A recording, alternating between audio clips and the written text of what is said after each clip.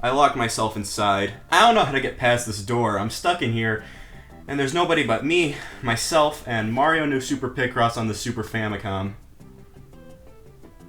Get me the f*** out of here. Some games don't like leaving their little corner of the world. Nintendo fans have been saying today's the day for 17 years, but Mother 3 is not gonna budge. It's a pretty common thing in the game industry. Some games aren't ready for other regions, and localizing them can take a while. Us Americans weren't meant to play Super Waggyan Land 2, but here I am playing it, damn it. I forgot it's all in Japanese. Some games do come out, and the process of getting a Japanese game ready for an American release is called localization. While translation is a part of localization, they're not the same thing. Localization has to take into account the culture of that region, what's acceptable over there and what's not, and that even includes translation. However, some games are just too much for our American eyes, and we don't get to play them, or they come out in a completely different form. For example, Bionic Commando on the NES. This is a fun little game about a guy with a robot arm and he swings around and stuff. This game had Hitler as the main antagonist in Japan. Devil's World was a Nintendo developed game that America just never got because Nintendo of America was a stickler about religious imagery in video games. Of course, a game called Devil's World wouldn't have flown back then. Imagine it was released amongst all that satanic panic going on over here. Honestly though, I'm kinda glad we didn't get Devil's World because this game is a pretty sucky Pac-Man clone. Nintendo has quite the impressive back catalog of games that never release over here, and such is the case with the most notorious game to never leave Japan, Mother 3. The third game in the Mother series, the sequel to Earthbound, has infamously never released stateside or outside of Japan at all. Even about after 17 years of this game being out, the fan requests haven't done anything to bring the game over here. I think the main reason is because it's a GBA game released in 2006. It wouldn't have been a great business decision for Nintendo of America at the time, and that's not just my word, because in an interview, Reggie Fils-Aimé, president of Nintendo of America at the time of Mother 3's release, thought it would be. Why would Nintendo spend all that time trying to localize a sequel to a game that already sold like piss on the Super Nintendo on a system that had already been succeeded for 2 years? Yeah, it's no surprise Earthbound didn't sell well. It's the reason why you see copies go for takeout alone first prices on eBay. But there's still hope for Mother 3. Just like there's hope that this dead rat on my floor can come back to life. Nintendo of America is aware of how much of a demand there is for Mother 3. They've released Earthbound on the Wii U Virtual Console and Nintendo Switch Online. The previously unreleased localization of Mother 1 titled Earthbound Beginnings was released on the Wii U eShop in 2015, and it's also on Nintendo Switch Online. But if you just really cannot wait for Nintendo to release it over here, then there's fan translations aplenty. Obviously, being a game with such high demand, fans have taken to translating the game, and that's the way many people outside of Japan have experienced it. However, Mother 3 isn't the only GBA game in a fan-favorite Nintendo series not to be released outside of Japan. Oh, Mother 1 and 2! Okay, yeah, I was gonna mention Rhythm Tengoku, but yeah, the entire Mother series was on GBA, and we just didn't get that over here. But back to Rhythm Tengoku, this is the very first game in the Rhythm Heaven series. It was the very last game on the Game Boy Advance to be developed by Nintendo, releasing on August 3rd, 2006. Take a wild guess as to why this game never made it over. Similarly to Mother 3, there does exist a fan translation of the game, but it is a little superfluous as it is a rhythm game. Mother 3 is a whole-ass RPG, you kinda need to know what you're reading to grasp what's going on. Rhythm Heaven would make its international debut with the aptly named Rhythm Heaven on the Nintendo DS, but if you're European, you might be saying, what the hell does that mean? You guys got that as Rhythm Paradise. No heaven for you. That's tough. The change was apparently made to be more recognizable across languages. But hey, at least we aren't Korea getting the game as Rhythm World. No heaven or paradise. That's bleak. But what if there was a Nintendo game that did the opposite? Released in America, but not in Japan. That's dumb. Nintendo's a Japanese company. Like, do you think this game didn't come out in Japan?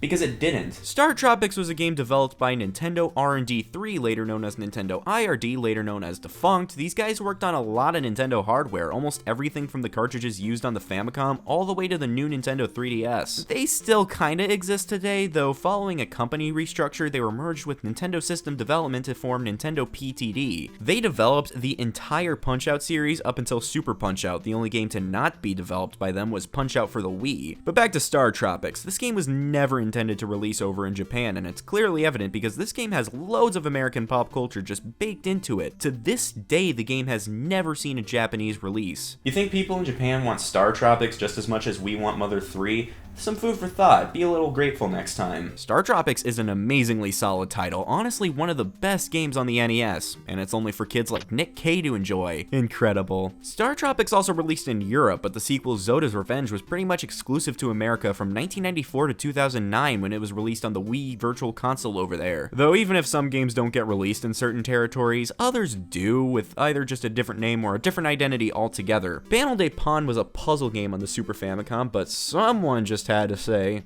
"That's too fucking anime for me," and it released over here with a bunch of Yoshis instead as Tetris Attack. The Tetris name ensured that Nintendo couldn't release it afterwards, which is why Nintendo Switch Online has Panel de Pon instead of Tetris Attack. Good job, Nintendo. Now, which one do I prefer playing? Well, Tetris Attack just has Yoshi as the character, but Panel de Pon has me as one of the Eliases in the world. I feel seen. Ever since the N64, though, we haven't had this issue, as the series is currently known as Puzzle League. In terms of just simple renaming, I know I keep mentioning Mother, but the second game in the series came out over here as Earthbound. That's pretty well known. Okay, enough about Nintendo. There's plenty of other games that...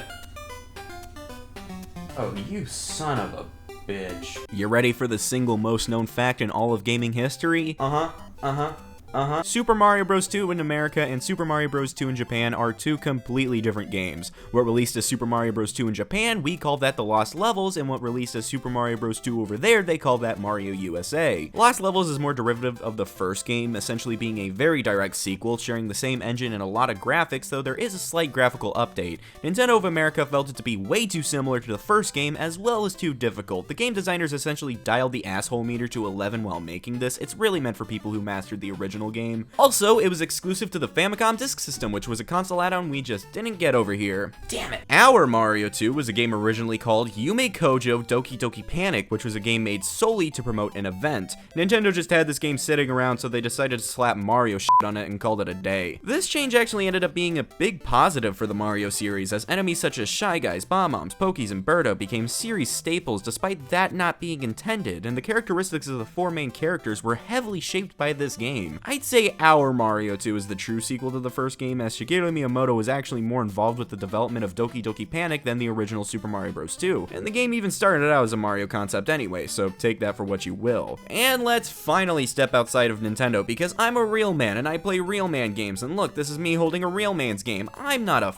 fucking nerd.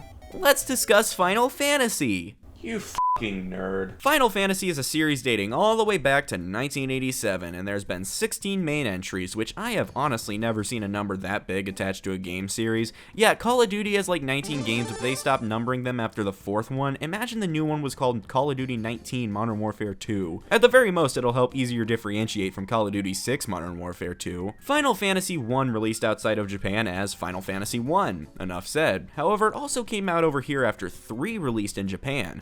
We didn't get 2 and 3 though. We got 2 and 3, which are completely different games. In fact, they're just 4 and 6 respectively. We also didn't get Final Fantasy V just in general, but when Final Fantasy VII came out on the PlayStation, America did get that one as Final Fantasy VII.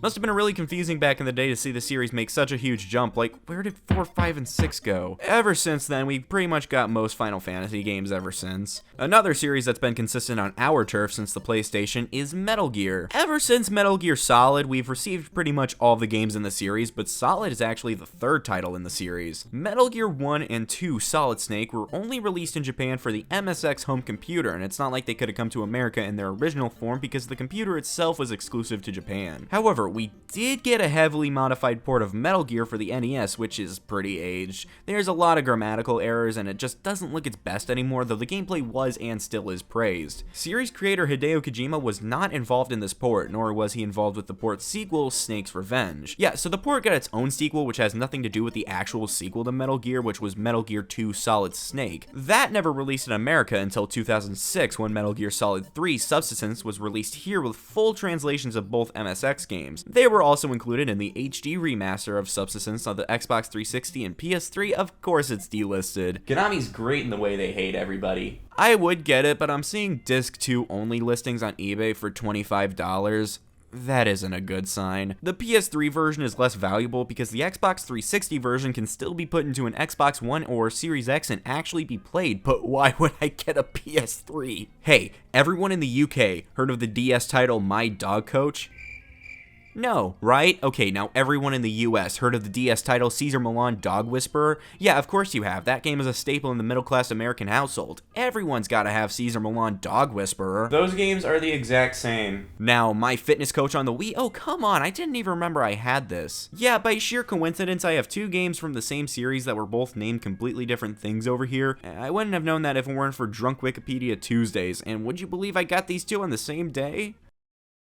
You wanna know my favorite reason for a game not making its way over here? Just being way too sexy. Dead or Alive Extreme is a series of beach volleyball games that I totally enjoy for the riveting volleyball gameplay and absolutely nothing else. Extreme 3 was just straight up not released over West because yeah, it was way too hot for our region to just understand. When 11-year-old me found out I'd never be getting this game, I was pissed, man. Let me tell you, I didn't have a PS4, I barely knew what Dead or Alive was, but it was not a happy day for me. Maybe someday we'll just be able to have a nice extreme beach volleyball game, but as it seems, today is not that day. What a cruel world we live in. Something that's pretty common is something in the game changing between regions. The Legend of Zelda Triforce Heroes had something that fit right in with the Zelda universe that was changed by the localization team here in America to be a meme. But not just any meme, a dated meme. At the time, it might not have been dated, but by today's standards, it's more expired than a can of lentil soup I ate one day. I don't know, man. Back in the day, I used to just search meme on Google Images and laugh at the first thing that popped up. I never said I was the brightest back then.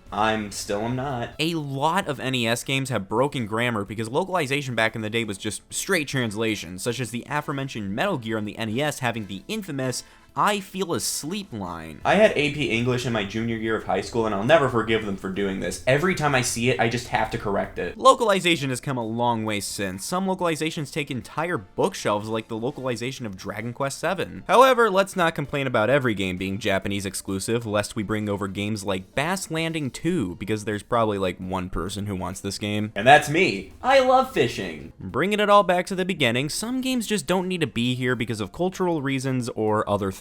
A lot of countries are completely different, and while it would be incredible if we were able to play these games that were never released here, sometimes we just have to deal with the fact that we won't get some of these things. We may never be able to play them, but yeah, we can totally just emulate these bad boys. Don't get it twisted. These games have been available for years. If you use this as court evidence, I'll never forgive you.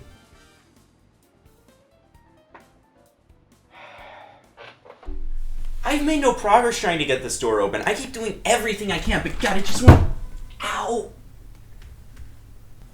Oh, I just need to turn the handle. Yeah, the whole time I was pushing up against it like it would do something. God, where's my door opening coach when you need it? Shit, I forgot that never left Europe. I mean, let's be real for a second. Would the world be a different place if we got the Neon Genesis Evangelion game on the Nintendo 64? Yeah, actually.